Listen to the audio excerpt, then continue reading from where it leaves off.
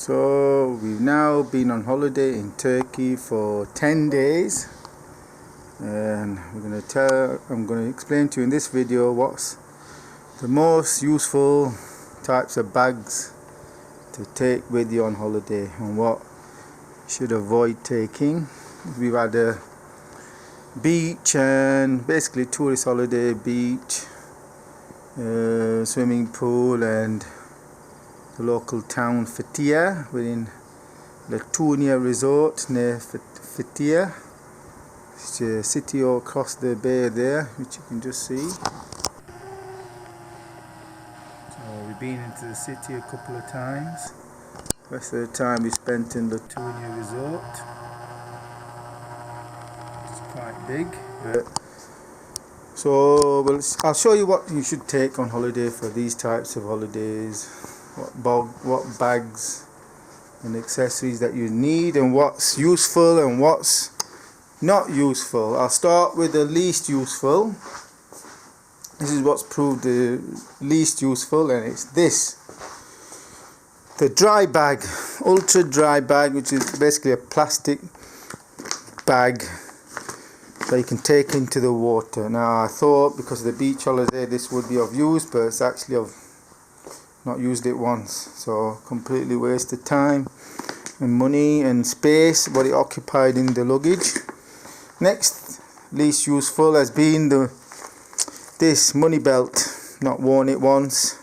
Yeah, I put my cash in it, so it's more useful than this. It's held my cash and a memory card and credit card, but I've not actually worn it. All I've done is moved it from my pocket into the safe, hotel safe, and that's it.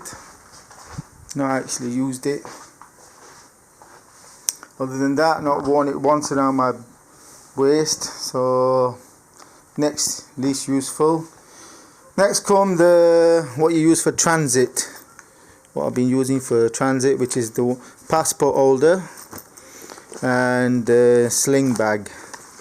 Now I would not recommend you taking this bag out in the city unless you want to attract attention, thieves and whatnot. So it's only been of use while transiting through airports, basically arrival.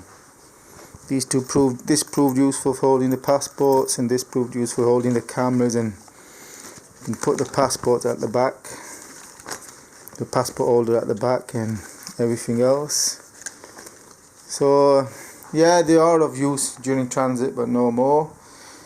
The next most useful is this little holster. Instead of having a massive, sling bag, have a little holster on your belt to keep like change, loose change and notes in, rather than using your pockets. The next most useful is a rucksack, a big rucksack, which we used when going shopping in the town. It's quite useful for doing lots of shopping in this, and plus we use it as a laptop bag during transit, so you can have one less bag to carry. Just put this on the back, so that's quite useful when out of the resort and during transit. And this small rucksack has been very useful. Used it every day. Basically put cameras in there and wet clothes, dry clothes, some fruit. Basically taking it around the resort, not into the town, but just something to hold things in whilst you're going around the resort. Useful. If you're going swimming, you need to change clothes, dry clothes. So this is quite useful, having a smaller rucksack. This is a bit overkill travelling around the resort in. So, but the most useful of all has been these little plastic dry bags. This one's by Yumkoyo, but there's lots of different makes. This is where I keep my money and battery and even the phone in this one. This small one has been the most useful of all. Basically to ensure no matter what happens, my money, phone and spare camera battery will stay dry, and I use the bigger bag for stuff like this VR camera. So that is the most useful and probably the cheapest. Well, maybe the holster is the cheapest. This one, where is it? Where's the holster gone? Maybe this is the cheapest, but These small plastic bags are the most useful to take on holiday with you, because they're flexible. You get 3 different types. I've used the smallest one and the largest one. The largest one for this VR camera. There's also another one which is over there, which I've not really used, but if I needed I could use it. So that's basically most. It's in case of a disaster and you get it wet, your rucksack falls into the water or something, which it hasn't, but if it had, everything's dry. And also if your pocket gets wet, your notes and everything will be dry. So that's what I would recommend. Number 1, getting these cheap dry bags, which are very useful. Next, I would recommend getting a small rucksack. Obviously this is a very small kiddie's rucksack. Next, I would recommend getting a larger rucksack, which you can use for transit, like for your laptop.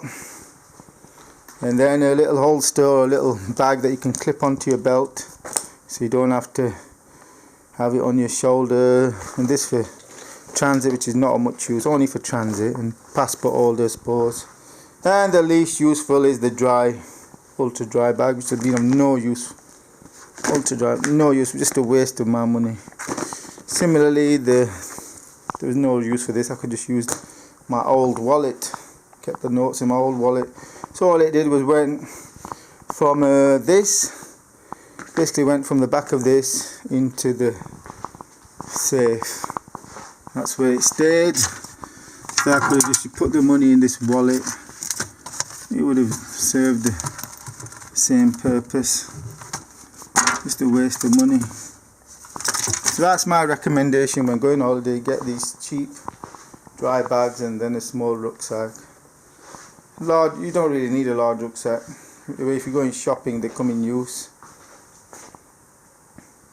That's my tips for going on holiday. What bags to take with you. Maybe a few carrier bags so you can put your shopping in. Temporary bags that you don't expect to last. Just another little usefulness, but surprisingly these are proved the most useful, which I've used every day. Similarly, we use this most days when going out to resort. We use this most days when in resort. Use this when going out of resort, not use this. I've used this once. It's better than using that.